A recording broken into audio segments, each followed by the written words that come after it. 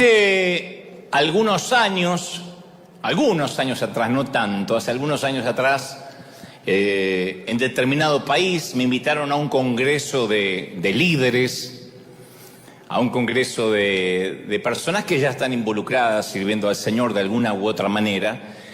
Y esa mañana pedí algo inusual, no solía hacerlo, pero repartimos unas pequeñas tarjetas y pedí que anotaran en esa tarjeta alguna historia íntima de dolor o algún tema de sufrimiento, algún sufrimiento crónico, algo que los estuviera realmente preocupando. Y se suponía que al ser líderes no había mucho para contar. O sea, no como si estuvieses al aire libre, en una reunión donde la mayoría no conoce al Señor. Pero todo lo que leí aquella mañana, aquella vez, todavía resuena en mi mente, ¿no? Porque eran frases muy sórdidas. Mi esposo me abandonó, a nuestros 4 hijos y a mí. ¿Qué les digo? ¿Cómo se los explico? Están destrozados. Otra decía, mi hijo se encuentra en la cárcel, hice todo lo que podía hacer, lo crié en la iglesia, lo crié en la congregación y mi corazón está desgarrado porque hoy está privado de su libertad. El cáncer de mi hija ha regresado, la metástasis volvió a aparecer, ella ha sufrido mucho, pensamos que Dios la había sanado, que el milagro había ocurrido, pero el mal regresó. ¿Por qué Dios permite semejante cosa, no? Y la mayoría de las preguntas eran angustiantes, devastadoras. Bueno, no sé, la expresión devastadora o angustiante no parece resumir lo que a veces está en la superficie de tanto dolor. Hay que excavar más profundo, hay que hacer una búsqueda arqueológica del alma mucho más profunda. Y si alguna vez atravesaste una tormenta en la que te encontraste diciendo como esta gente a la cual le pedí que anónimamente escribiera lo que le estaba pasando, si alguna vez atravesaste este tipo de tormentas en la vida, estos infortunios, y dices, yo no sé, no voy a poder superar esto. Es un parteaguas, un antes y un después, nunca voy a ser igual. Considero es el mensaje que deberías oír, escuchar. Si dices, no sé cómo voy a salir adelante, no sé cómo se hace para rearmar los pedazos rotos de mi vida, ¿no? Porque creo que el componente del dolor en medio de la angustia puede llevar además a un aislamiento absoluto. Solemos aislarnos, retrotraernos, ¿no? Y empezamos a vivir en un blindaje emocional, donde obviamente nos blindamos para que no nos duelan, no nos lastimen más, pero tampoco, como digo siempre, entra el amor, entra el cariño, el afecto, no entra ni sale nada, y uno termina con el corazón blindado, que es una de las peores maneras de vivir. Y cuando una pareja pierde a un hijo, que creo que es lo peor que nos puede pasar como seres humanos, siempre digo que si pierdes a tu cónyuge, eres viudo, viuda. Si pierdes a tus padres, eres huérfano. Si pierdes a un hijo, no hay nombre. El dolor es tanto, lo vivió el mismo Dios cuando vio morir a su hijo, que no hay nombre para el que pierde un hijo, no se le pone un nombre. Y con mucha frecuencia, cuando una pareja pierde un hijo, esto actúa más como una brecha que los separa en vez de unirlos más, aun cuando ambos comparten el mismo dolor. Cuando el hijo era de ambos, las parejas se suelen separar porque cada uno tiende a manejar el dolor como puede. Y esto tiende a ser cierto en matrimonios cristianos y en los que no profesan su fe en Cristo. Porque todos, insisto, tratamos con el sufrimiento de maneras diferentes, algunos más díscolos, otros más asimilándolo un poco más, pero por lo general permitimos que nuestro dolor nos lleve a rincones muy solitarios. Y uno esperaría, como digo siempre, haciendo una autocrítica, no hablamos desde afuera, porque somos iglesia, uno esperaría que la comunidad de fe entendiera y honrara la angustia y al dolor más que en cualquier otro sitio. Aquí es donde más deberíamos honrar a la angustia. Sin embargo, en este peregrinar cristiano, en estos años, Yo he hablado con muchísima gente que dentro de la iglesia ha vivido una experiencia muy diferente. En la mayoría de los casos, la iglesia no tiene o no tenemos mucha idea de cómo manejar el dolor profundo de la gente, cómo manejar la angustia. No hace mucho yo conocí a una mujer que había perdido a su hijo, adolescente casi, 18, 19 años, saliendo de la adolescencia, en un accidente de tránsito. Y unos meses después les contó a algunas damas de la iglesia que algunas mañanas no podía soportar tanto dolor. Y se preguntaba más de una vez cómo iba a sobrevivir. Y la supuesta amiga, o la que se consideraba amiga, le dijo: tienes que confesar, todo lo puedo en Cristo que me fortalece, y salir adelante. Ya está, abandona el luto. Claro, la mamá afligida, con un dolor que no se va nunca, porque uno puede mitigarlo un poco, pero no se va. No creo que uno pierda un hijo y en 10 años dice: bueno, tengo otros.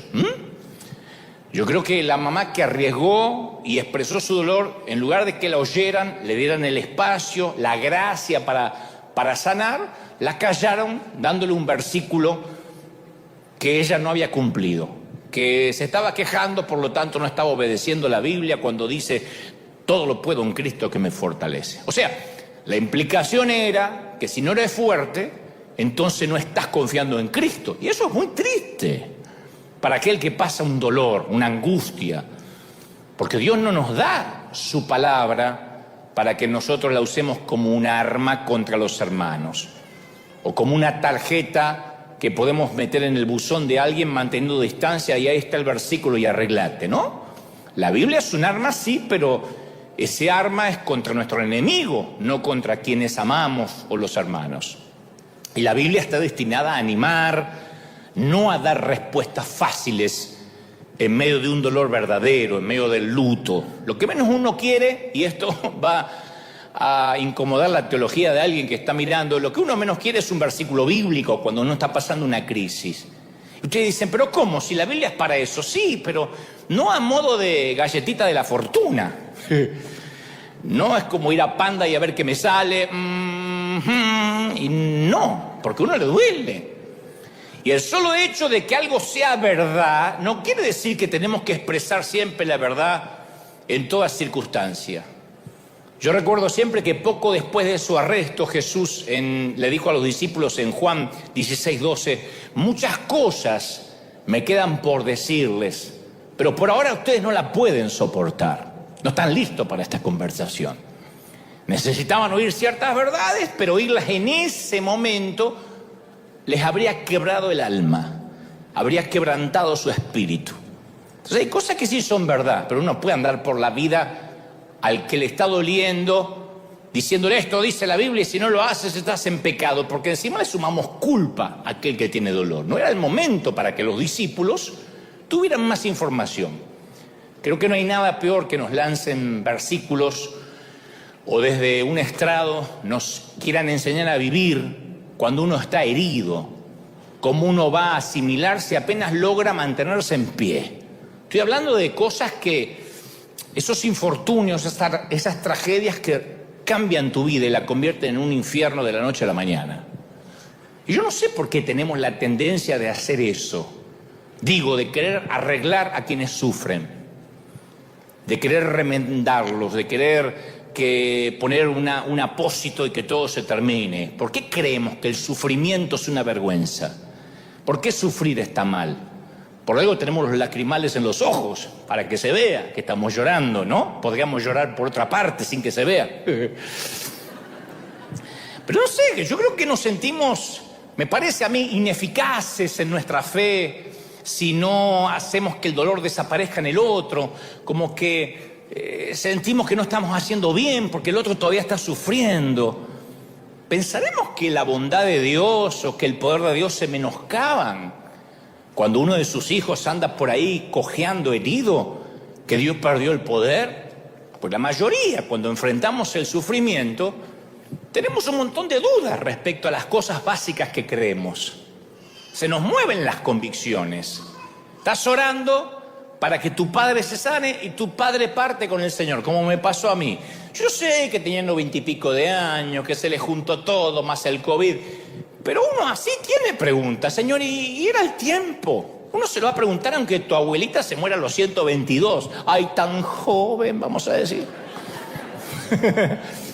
Es que después del dolor llega el interrogante, la duda casi como un acto reflejo, ¿no?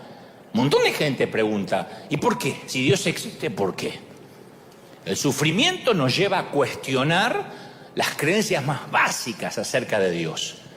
¿Cómo permite una cosa tan espantosa si Dios existe? Y más cuando están involucrados niños, chiquititos.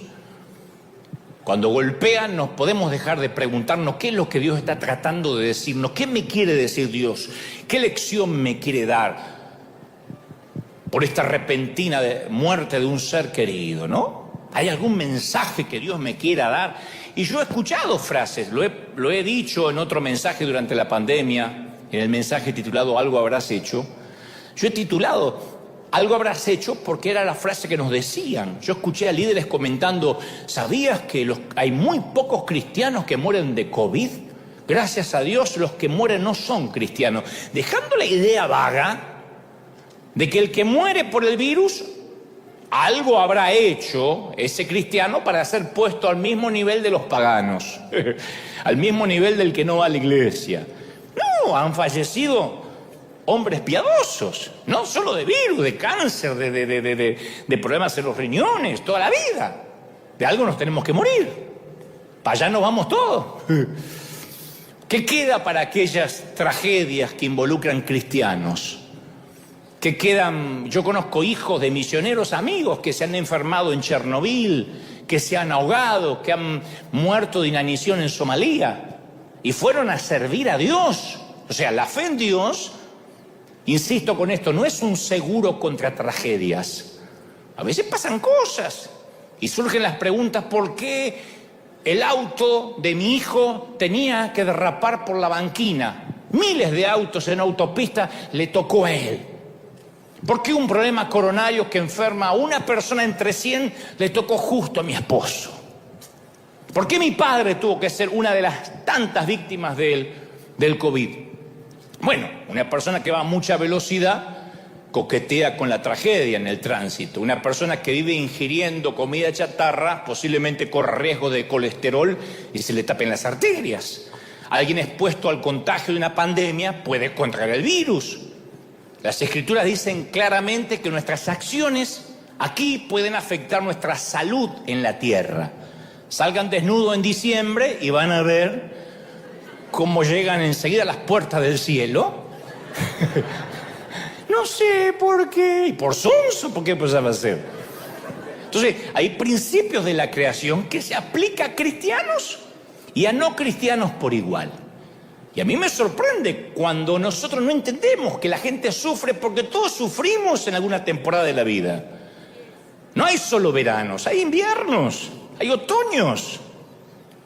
Alguien te va a romper el corazón, alguna enfermedad te va a tocar.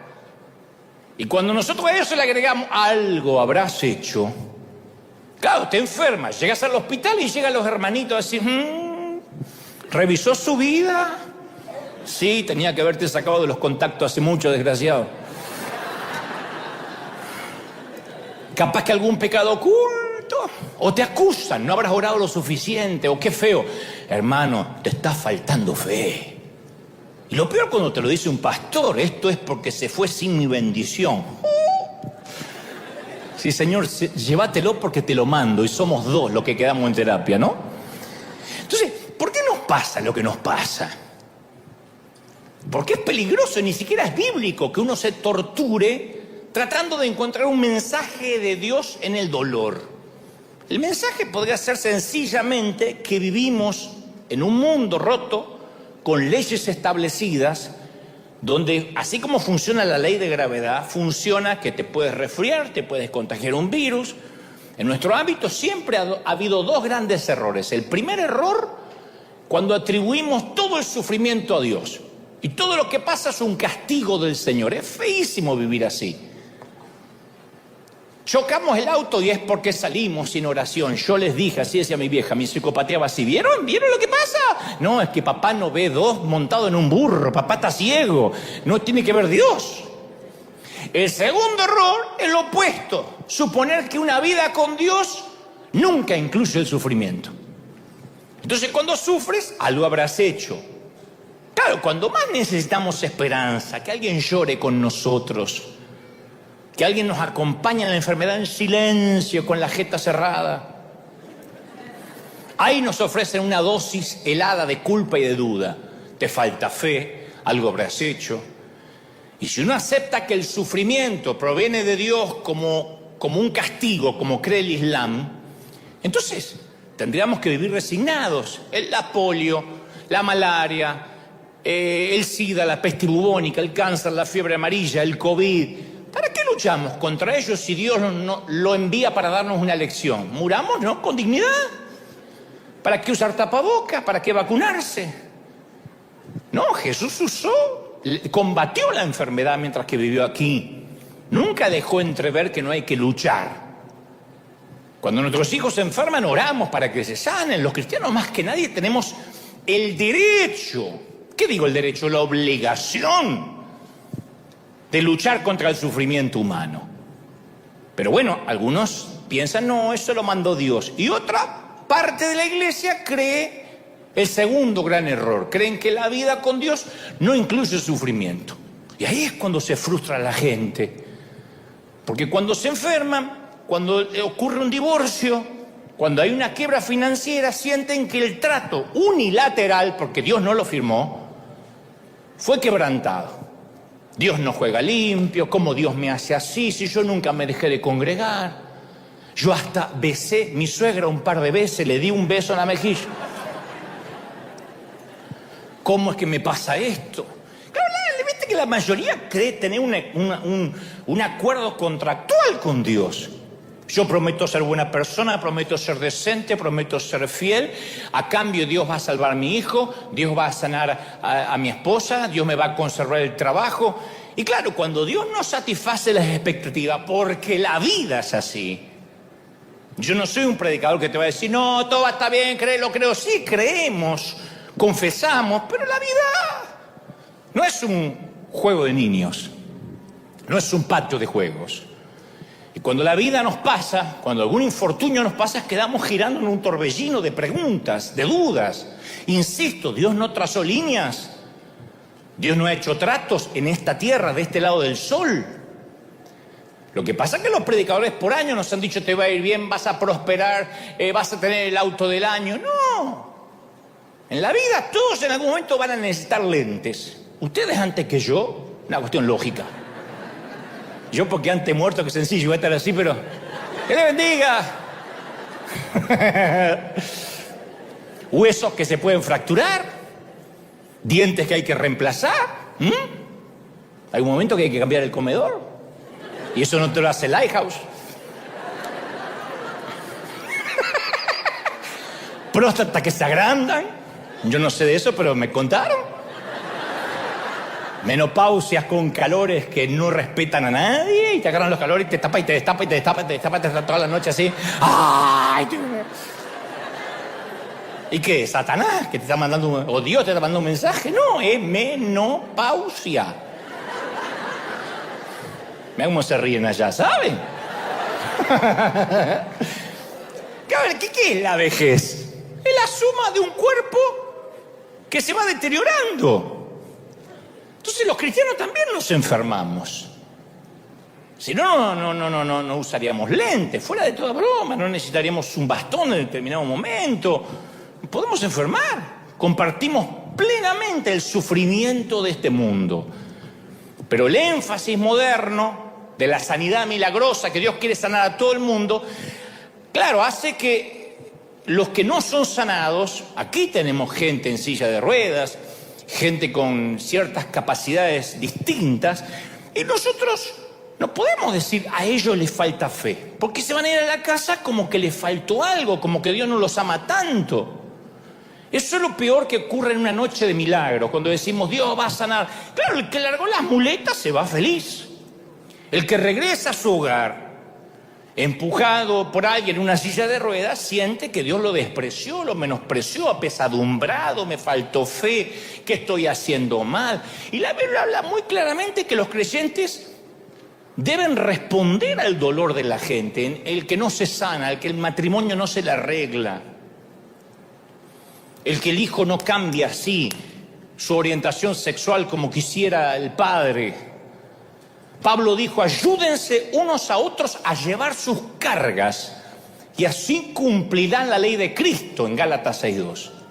3 versículos después dice, porque cada uno llevará su propia carga. Y uno dice, pero Pablo tiene un tema hormonal, dice que cada uno lleve la carga del otro, después cada uno lleve su carga. Parecía que las declaraciones están en las antípodas, ¿no? Como que se está contradiciendo.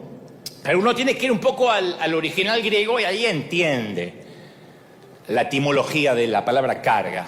El término griego carga, que usa al principio, cargas, cada uno lleve la carga del otro en plural, se refiere a la carga que podía ser para abastecer la bodega de un barco. No se esperaba que nadie lleve solo semejante peso.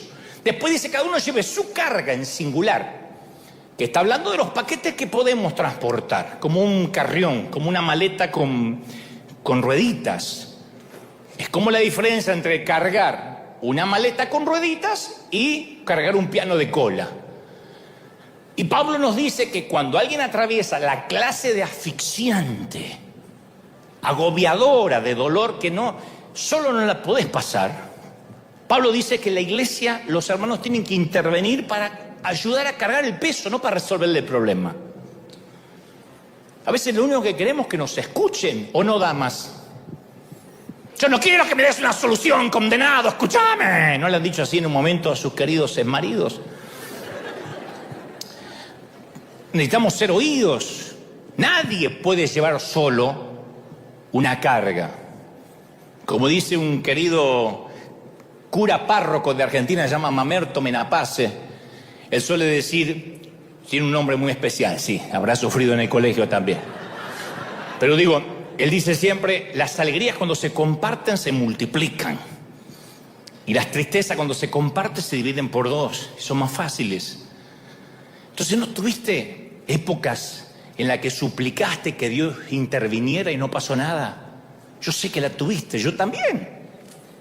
Y algunos sufrimientos se sienten tan personales que no te los entiende tu cónyuge, o por lo menos eso crees. No te los entienden tus hijos, no te los entienden tus padres. Estás aferrado a un hilo así y nadie lo sabe.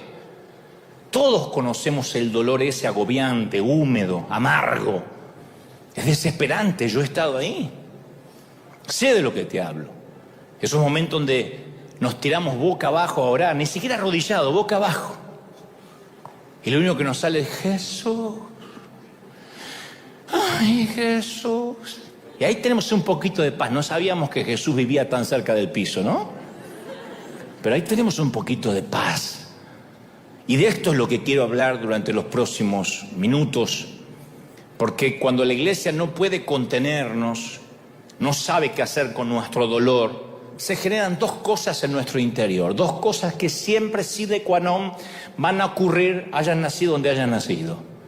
Inseguridad y vergüenza.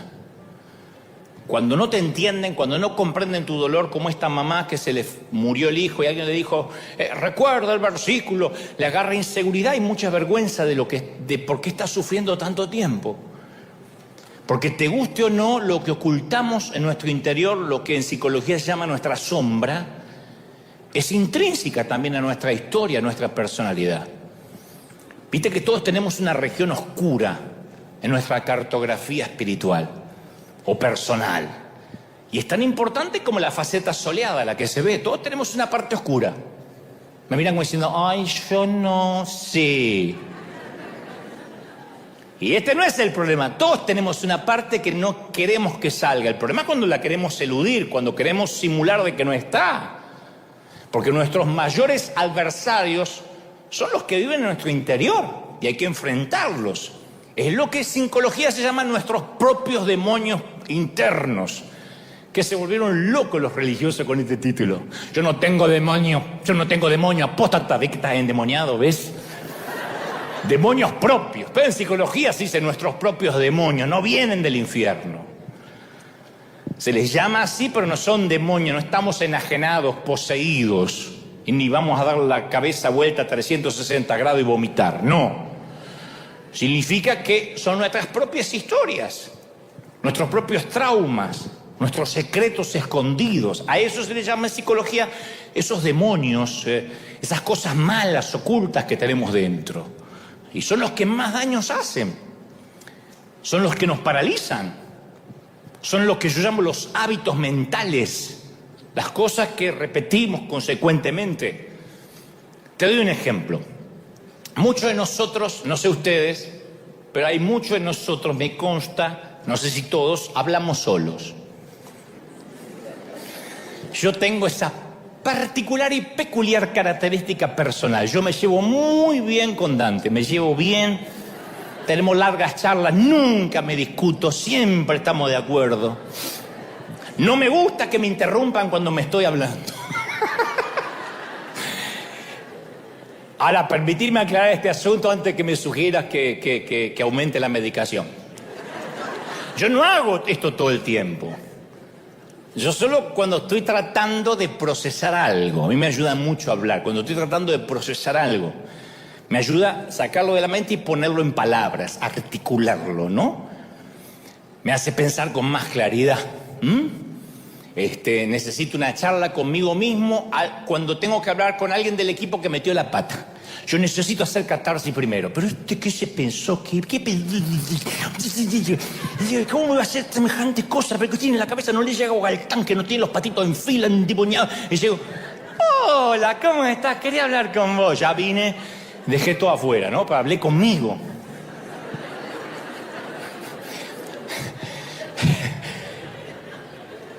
Cuando me equivoco también me dedico un buen regaño. Hace poco estábamos en una grabación. No sé qué me pasaba esa mañana, no podía, me trababa. El director Brian me decía de vuelta. Entonces digo, por favor, poneme en pantalla. Me puso en pantalla y digo, Dante, 30 años haciendo lo mismo. 30 años haciendo lo mismo, idiota. 30 años. Sacarte la papa de la boca. No empezaste ayer en televisión. 30 años haciendo lo mismo y te venís a equivocar. Listo, grabamos. Pero me hizo bien. No hay nada mejor que me reté. Y ahí, como vi que me reté, no me equivoqué más. Y algunas otras conversaciones internas pueden ser agradables. Cuando nos vemos frente al espejo con ropa nueva, que estrenamos algo. Esto nunca se aplica cuando salimos de bañarnos, ¿no? Nunca. Los diálogos ahí no son buenos, porque ahí vemos las líneas en la cara, vemos cosas nuevas que cuelgan. Los puntos de sutura en el vientre, algunas estrías, celulitis, ¿no? La ley de gravedad no perdona. Pero también sé que algunos de esos monólogos internos pueden ser devastadores, fuera de broma, cuando uno está sufriendo. Desde lo sencillo, ay, ¿por qué comí eso? Yo sabía. Es que esta me pone la pizza ahí adelante. Tenía que haber comido menos, burrito. Comí 14, tenía que haber comido menos. Estoy gordísima. Ay, no me puedo poner esto, me veo ridícula. Parezco un burrito que se está reventando por abajo. ¿No? Ana, ¿te esa charla, sí o no? Ay, ¿qué dije? Quedé como un estúpido, ¿qué dije? ¿Por qué tengo que hablar? ¿Por qué que me salió del alma, Todo eso enfrente al espejo. No me gusta esa. Y encima mi marido la está mirando. Como que tenemos el deseo de denigrarnos, ¿no? No sé si notaste cómo tendemos a responder los elogios. Cómo tendemos a rechazarlos. Eso es una costumbre muy hispana, creo. Me encanta tu vestido. Nah, es un trapo viejo. ¿Te hiciste algo en el cabello? Se ve fabuloso. Nah, tápame las canas nomás, que ya estoy toda canosa. Qué educado es tu hijo. No lo conoces en casa. Hay como un patrón de desviar los elogios que puede estar tan arraigado que no nos damos cuenta. Un día Dios me dijo eso a mí. Me dijo, ¿por qué siempre haces eso? Yo lo sentí fuertemente y yo le dije, ¿hacer qué? Cada vez que alguien te dice que tu mensaje lo conmovió o que tu mensaje llegó a su corazón, lo despreciás. Despreciás el elogio. Aprende a decir gracias, cabezón. Aprende a decir gracias.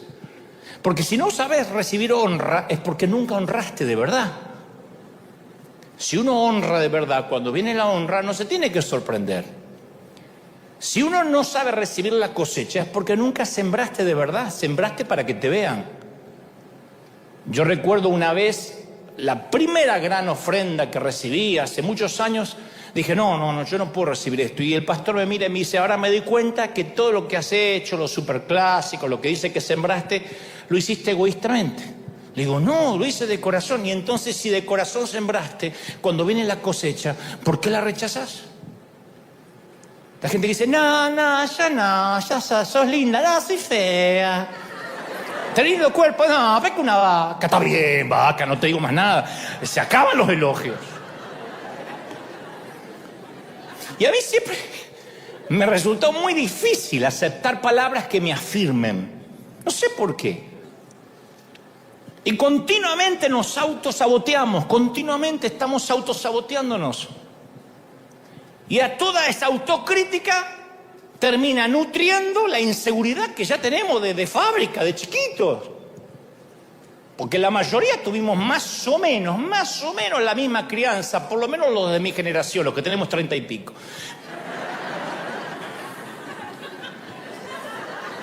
Y esto aplica a mi vida. Hace algunos años yo podía hablarle a un estadio, literalmente, de 80.000, 90.000 personas, que uno dice, uy, si yo llego a ver eso, me siento el tapón del océano. No, yo le predicaba a 80.000 personas y a todos les gustaba porque estaban ahí para oírme. Se acercaba uno y me decía, yo esperaba algo más profundo. Y era todo lo que necesitaba oír para que empiece la catarata de inseguridad. Yo me tenía que haber preparado más, me equivoqué de mensaje, no soy un buen orador, capaz que no tengo que volver a hacer esto. Si vivías eso, sí, hace años. Es ridículo que un comentario de alguien me lleve de la confianza profunda en Dios a un abismo de dudas. Gracias a Dios que no había redes sociales. Hoy en día me di cuenta que las redes sociales no es la vida real. Por lo general es la cloaca de la humanidad, donde cualquiera vertemos lo peor o vierten lo peor de sí y luego continúan con su propia vida. Yo escuchaba hace poco un orador que decía, todos los que opinan qué deberías hacer, cómo deberías criar tus hijos, con quién te deberías casar, pregúntales si cuando te mueres están dispuestos a enterrarse contigo. Uno, se murió el abuelo, me voy con él. Me voy con él y se tira. ¡No! ¿Sabes qué va a pasar cuando yo me muera? Van a decir, ay, qué pena, tan joven. Bueno, ¿hay algún otro predicador? 2 minutos me va a dedicar. Y a ustedes, 1 minuto y medio.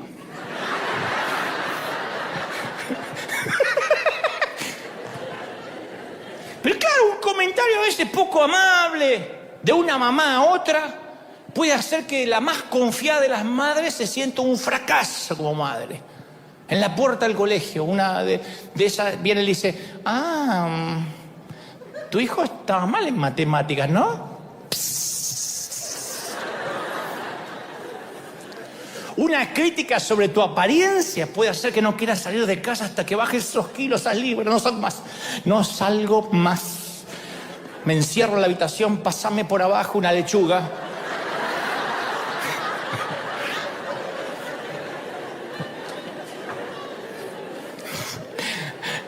Claro, si nuestro mundo sobrevive por comparación, ¿o no?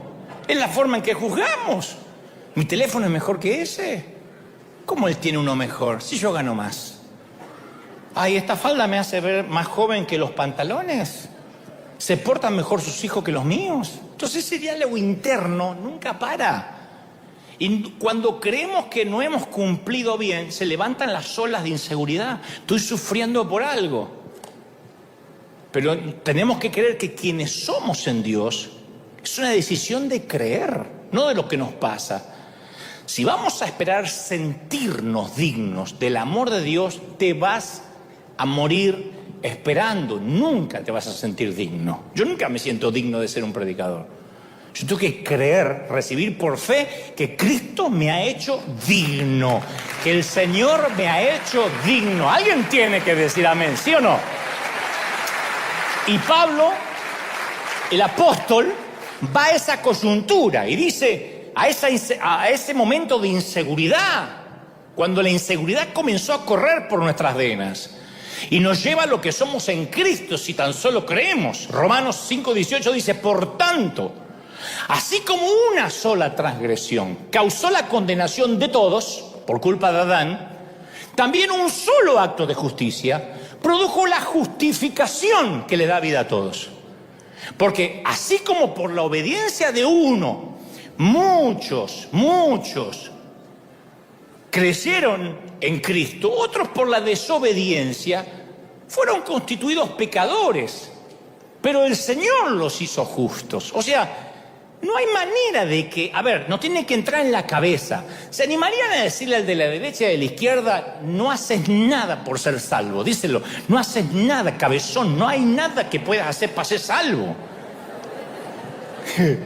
El cabezón tiene que estar aunque no lo conozca, cabezón, no hay nada que puedas hacer. El Señor dice, no se trata de ti, se trata de mí. Tú me vas a fallar, yo no te voy a fallar. Tú te vas a caer, te vas a levantar, te vas a caer. Yo siempre voy a estar ahí. ¿Cómo te ama el Señor?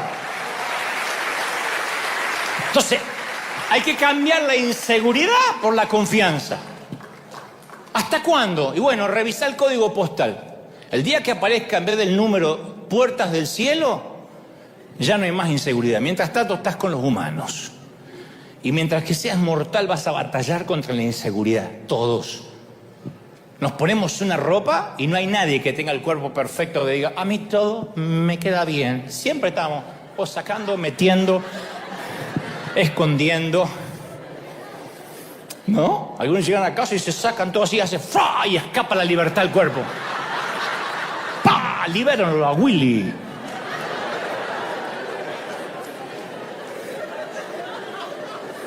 Y está bien. ¿Y qué hace la inseguridad? Hace que otros te manipulen. Compras algo que no necesitas con dinero que no tienes porque los demás lo están comprando. Cambias el teléfono porque todo el mundo lo está cambiando. Terminas hablando, vistiendo, diciendo lo que otros hacen, que es el principal demonio enquistado en las iglesias. Todos hablan igual. Dios le bendiga, hermano, que la paz del Cordero Inmaculado lo redima de la concupiscencia de la carne. Ay, gracias, hermano, hasta aquí estoy en bendición. Parecemos androide hablando. Viene el de afuera y dice, ¿qué cuerno están diciendo esto? Ay, usted no entiende porque usted está en la carne. Peor.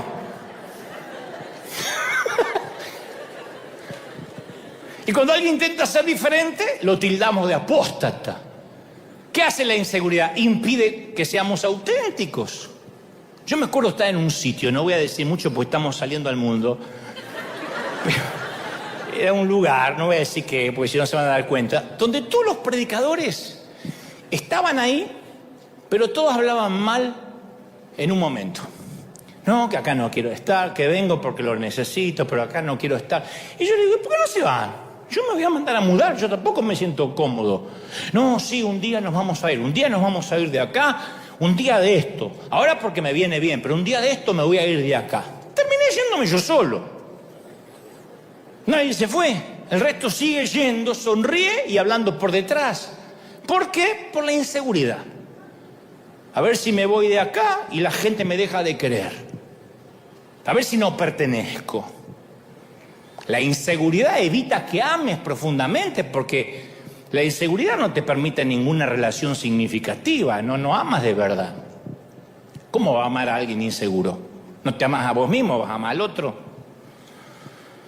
Y lo que es peor, no podés cumplir lo que Dios te manda. Yo muchas veces antes de predicar, de jovencito, salía y lo peor que me podían decir es, hay un montón de pastores. Había congresos donde estaban los otros oradores ahí escuchándome. Yo decía, ¿quién va a estar? ¿Quién va a estar? Y los que están en el flyer, en el afiche. ¿Pero esos van a estar hoy? Sí, sí, sí, sí. Yo prefería predicar primero, temprano, cuando todos estos estaban durmiendo. Porque cuando se me sentaban ahí, yo me sentía el pequeño Dante de 5 años aferrado a la blusa de mamá. Yo sentía que todos hablaban de mí a mis espaldas. Y ni te cuento si estaba predicando y un predicador le decía al otro, porque no hacen como los futbolistas.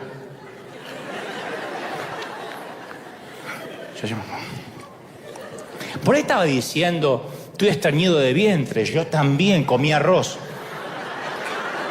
Pero yo no podía predicar más. Y tuve que aprender a confiar lo que había dentro mío. No importa lo que sentía, las caras, porque acá también me tocan caritas, ¿eh? ¡Ay, no! Vinieron los Brad Pitt y las Julia Roberts. Acá también me tocan caritas, algunos están... Yo no sé si aguantan gases, es la cara.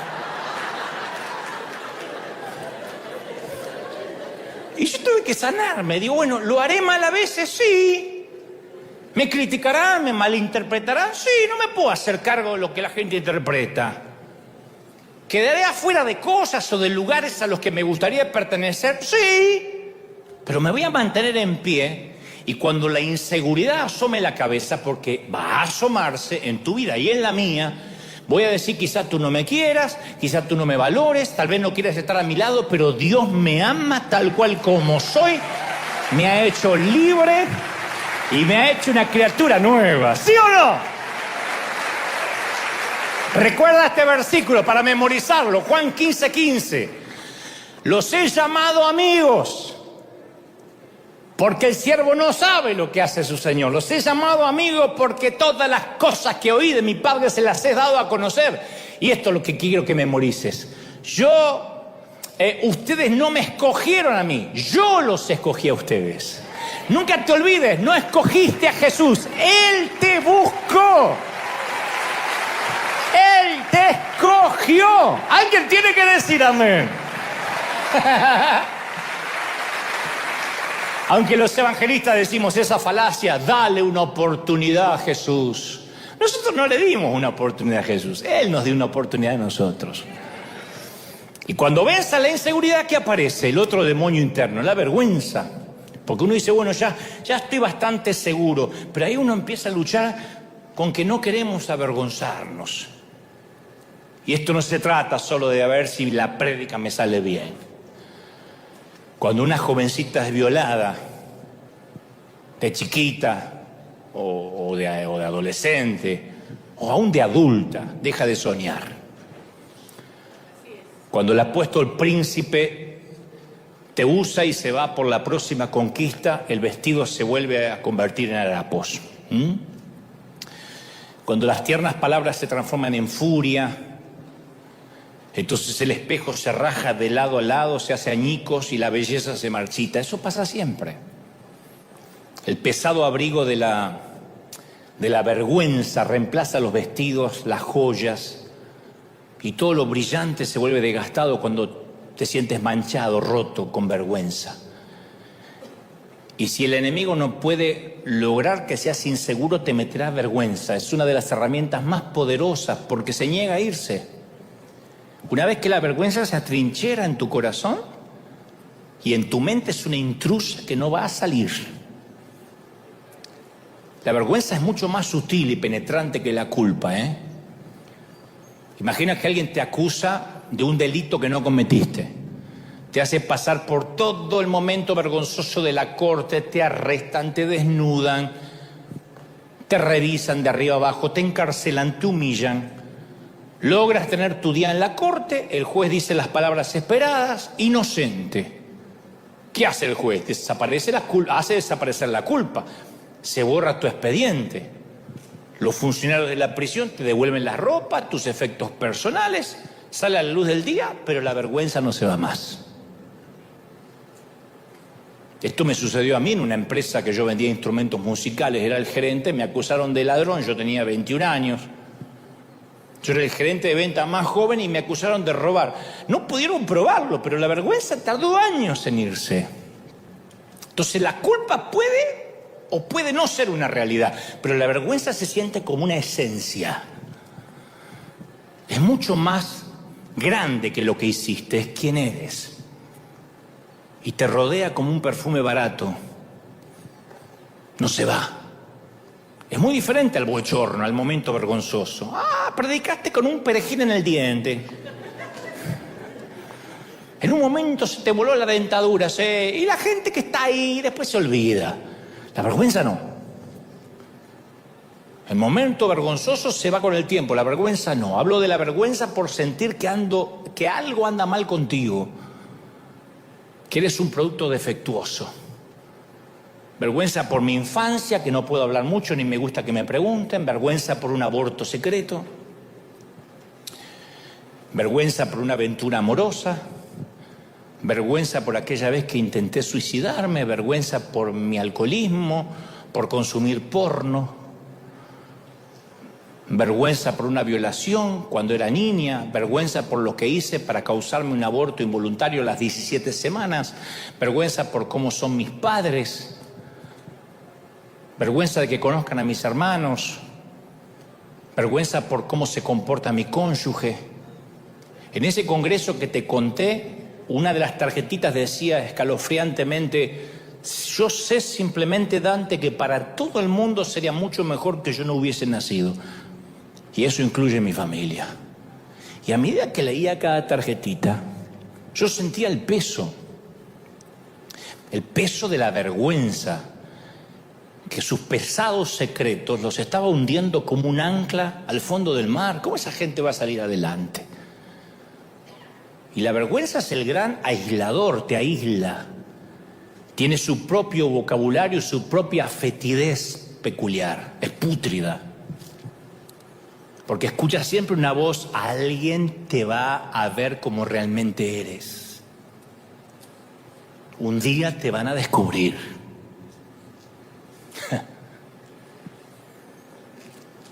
Yo cuando era más joven me horrorizaba escuchar el teléfono. Tenía siempre, debe ser por la acusación de ladrón que me habían hecho, pero yo tenía siempre ese miedo. El primer timbrazo en mi corazón temblaba. Siempre esperaba como una mala noticia, y la mala noticia era que estaba yo a punto de ser descubierto por alguna cosa. No había hecho nada por lo cual ser descubierto. ¿Pero por qué reaccionaba de este modo? Era algo que arrastraba de la niñez, vergüenza. Yo tenía vergüenza de ponerme short porque mi mamá me decía: naciste con las patas flacas de tero, pero lo importante es que sos exótico, hijo. Sí, un tero exótico. Yo tenía vergüenza de que me salían granos porque teníamos perros, y los perros de nuestro tiempo eran perros marca perro, cruzado con lo que se cruzaba en la calle. Si había una vaca, era un perro vaca. No era como los de ahora que van a la perruquería y se viste mejor que el dueño. No, eran perros que comían la comida que comíamos nosotros. Que hay hueso. Un día el perro estaba así, con un hueso de pollo, a traer otro perro. Así era en casa. Y tenían pulgas, muchas pulgas. Nuestra mascota no era el perro, esa era la bodega de las pulgas. Nosotros teníamos pulgas. Y a mí me picaban las pulgas y era el emporio de las ronchas. Yo estaba todo así, todo grano. Me rascaba por todos lados. Pata flaca, con grano, era hop. Me rascaba con una teja así. Y esa me fui arrastrando. No, me costó mucho ser un tipo seguro. Me costó mucho. Pararme ante la gente, como me paro, ser auténtico. Fue una tarea. No es que, el Señor me eligió porque yo era todo esto, era un dechado de virtudes. No, era un bichito. Y sentía que en cualquier momento podía quedar expuesto, sin importar que haya hecho algo por quedar expuesto. Porque la vergüenza es una tormenta que ciega la verdad. Se siente abrumadora, implacable. Entonces bajamos la cabeza y le dejamos bramar. La vergüenza puede tener dos enfoques: aquella como la mía, que proviene de algo que no hicimos, que a pesar de no haber hecho algo Sentimos que merecemos sentirla. Es nuestro sucio secreto. Y la vergüenza también puede provenir de algo que hicimos, que tenemos terror de que se descubra. Un poderoso secretito que nos mantiene prisioneros. Y el enemigo se esfuerza mucho en hacernos creer sos el único que vive así en la iglesia. ¿No ves que los demás no tienen secreto? Algo habrás hecho. Eso es una mentira monstruosa. Encima vamos a la iglesia y los predicadores se muestran impolutos, que en vez de venir en Uber vinieron en un carruaje de fuego. Entonces uno dice, wow, yo soy un desgraciado. Entonces, ¿qué gana? La inseguridad y la vergüenza. Demonios propios, privados, cadáveres en el closet. Y recuerda las tarjetas anónimas de este congreso que te conté, que eran líderes experimentados a los cuales Dios se les placía usar. Sin embargo, el enemigo los atormentaba con vergüenza e inseguridad. Y capaz que es porque confundimos eso de merecer y ser dignos, porque nos bombardean todo el tiempo. Mereces ser joven. No, te divorciaste, está bien, mereces ser joven y divertirte. Ahí tienes el auto que mereces. Todo el mundo merece ser feliz. Eres un siervo de Dios, mereces que te honren. No, yo escucho esto y me estremezco, porque es ridículo. Yo no merezco volver a aparecer de 21 años. En todo caso voy a parecer un viejo operado.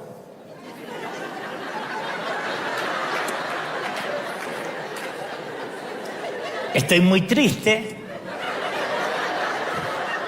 con la cara hinchada como un boxeador que recién se levantó de tanto botox, pero no voy a aparecer nunca, joven.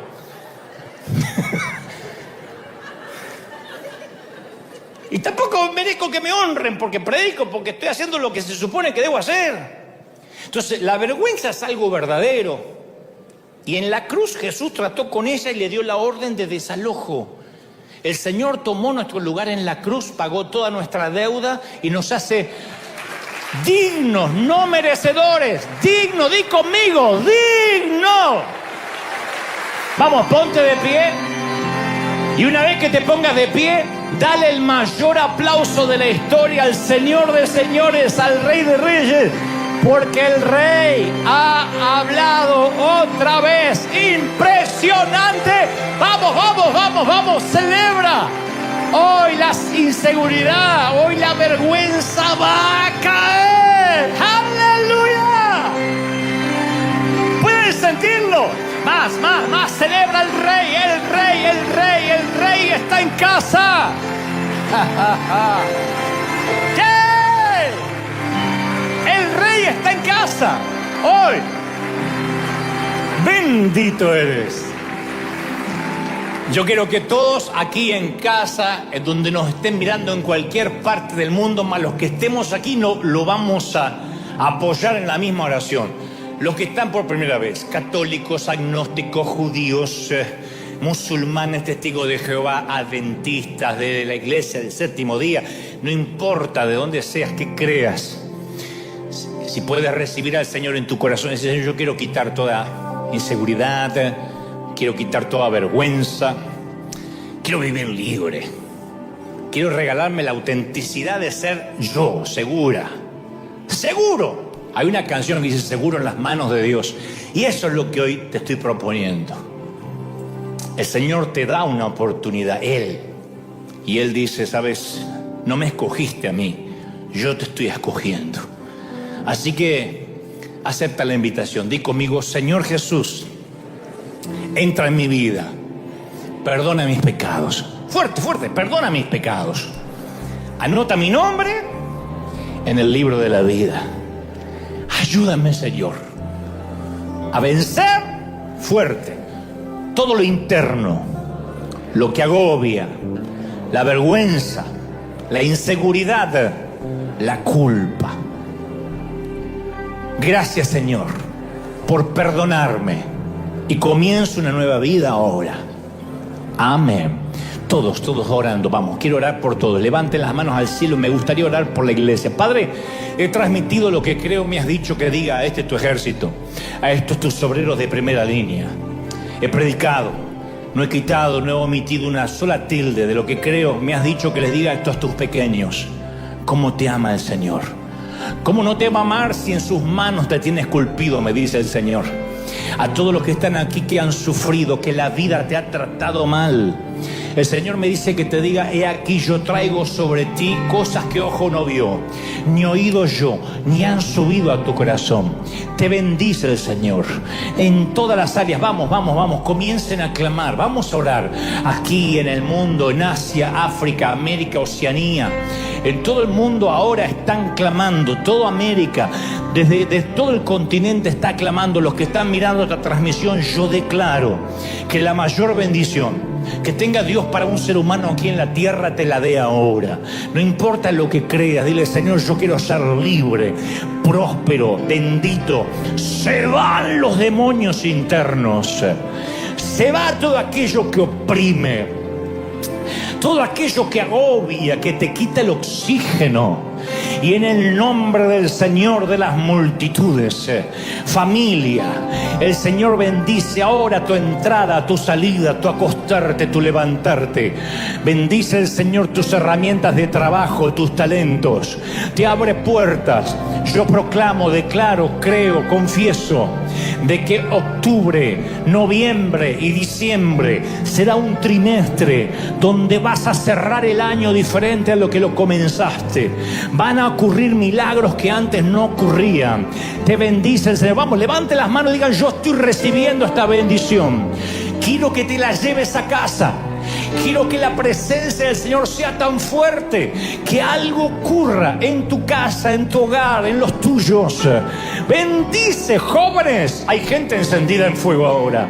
Hay tanta bendición hoy. ¿Cómo no te va a bendecir el Señor? ¿Cómo no te va a multiplicar? Mira, mira, mira, mira. Si Dios te ha traído hasta aquí es porque tiene propósito. Octubre, noviembre, diciembre serán meses de cielos abiertos, de bendición en tu hogar, en tus finanzas, en la pareja, con tus hijos. Dios bendice, abre puertas financieras, de salud. Se va la vergüenza, se termina el diálogo interno. Se termina el diálogo interno negativo, el monólogo negativo, y empiezas a creer que eres digno, que el Señor te hace merecedor por su sangre. Yo soy, dice el Señor, el que pagó el precio. No hagas nada, te ama el Señor. No hagas nada para que te ame más. Él te ama, el Señor. ¿Cómo no te va a amar, mi querido? Te bendigo, soplo sobre ti, sobre los que miran, una doble porción del Espíritu en el cuerpo, en el alma y en el Espíritu. Amén y amén. Gloria al Señor. Dale el mayor aplauso de la historia. Que Dios te bendiga, que Dios te guarde, que haga resplandecer su rostro sobre ti.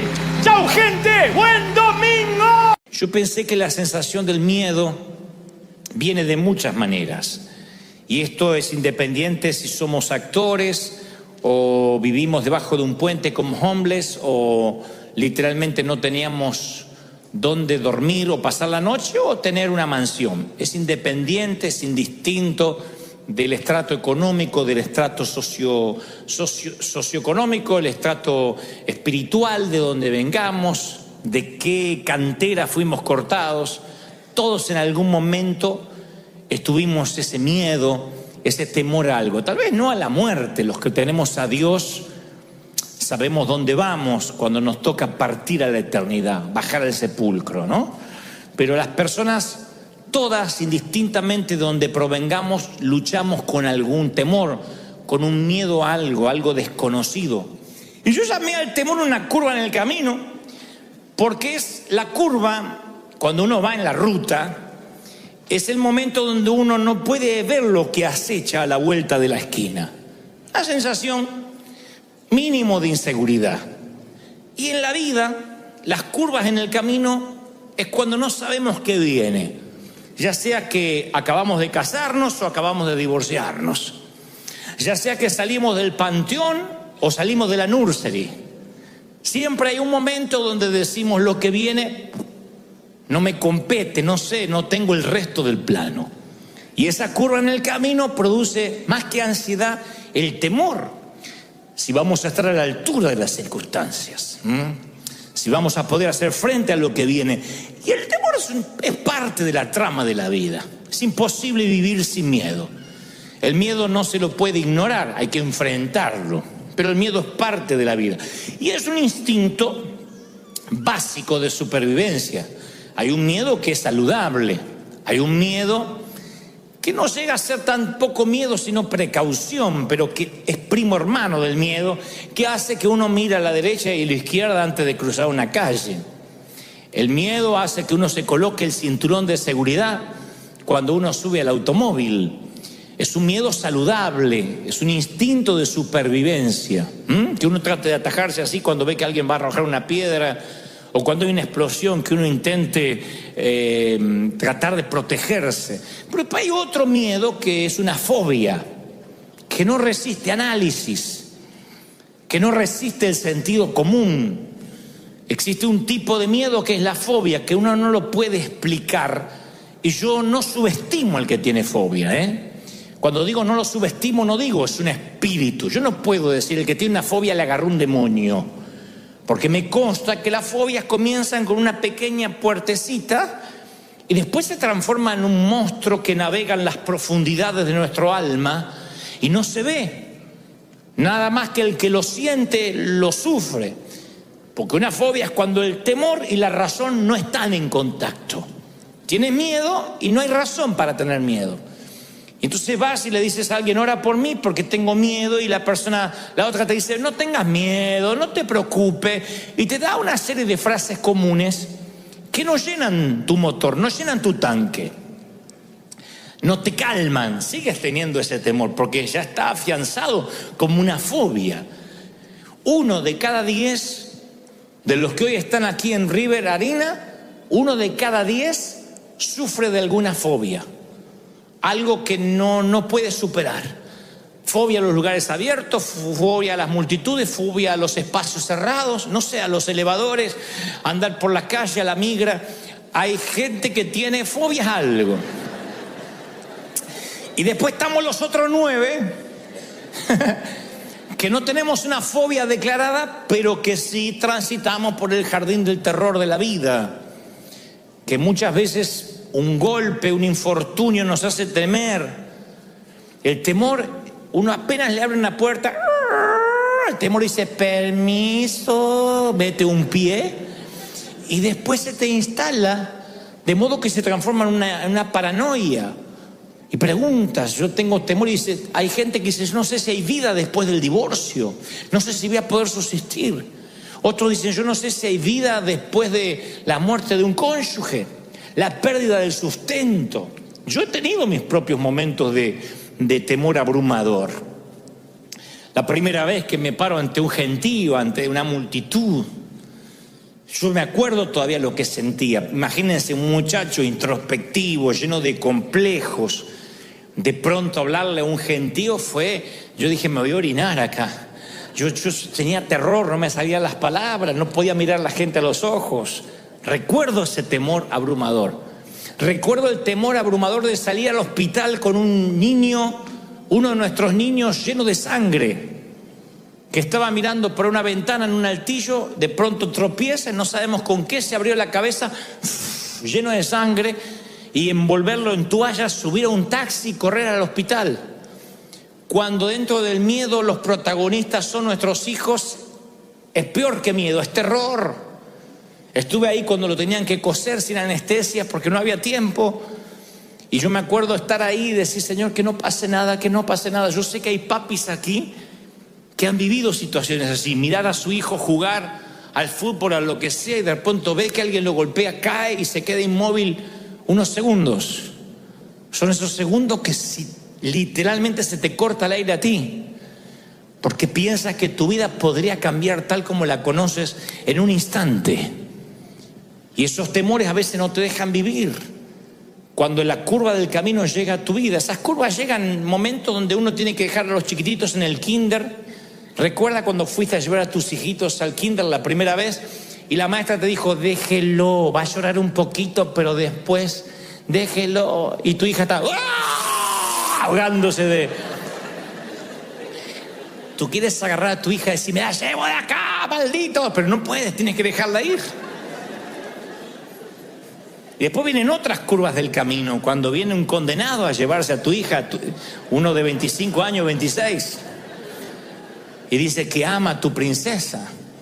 Ese día va a llegar también para mí, algún incircunciso ha de llegar.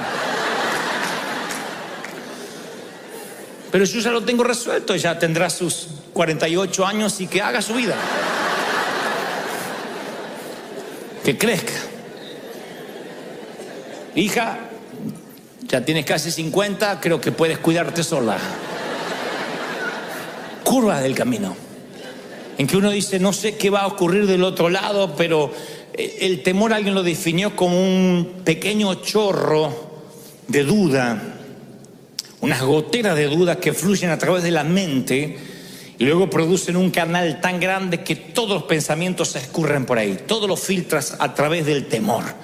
Y esos temores crecen día a día hasta que nos encontramos paralizados, incapaces de hacer cosas para Dios, incapaces de creerle al Señor, porque el temor te va envolviendo. Dicen los psicólogos que hay 6 tipos de miedos, independientemente de los que no son fóbicos inclusive, pero hay 6 miedos que todos los seres humanos luchamos en algún momento: pobreza, crítica, pérdida del amor, que te amen o dejes de amar, enfermedad, vejez y muerte. Y cuando esas 6 cosas pasan por la vida, porque son estaciones donde sí o sí tenemos que atravesar, uno se llena de temor, son curvas del camino. Ahí es cuando el Señor me decía ayer, quiero que le digas a mis hijos que el temor ignora mis planes. El temor ignora el plan de Dios. Dios te puede dar un plan, Dios te puede dar un proyecto y tú dices, sí, Dios me lo dio. El temor va a hacer que te olvides del plan, si permites que el temor tome control. Aun cuando Dios te dio la palabra, el temor va a tomar el control, se va a poner al timón y va a poner a la palabra de Dios en el asiento trasero. Hay mucha gente acá que a mí me consta que tiene capacidad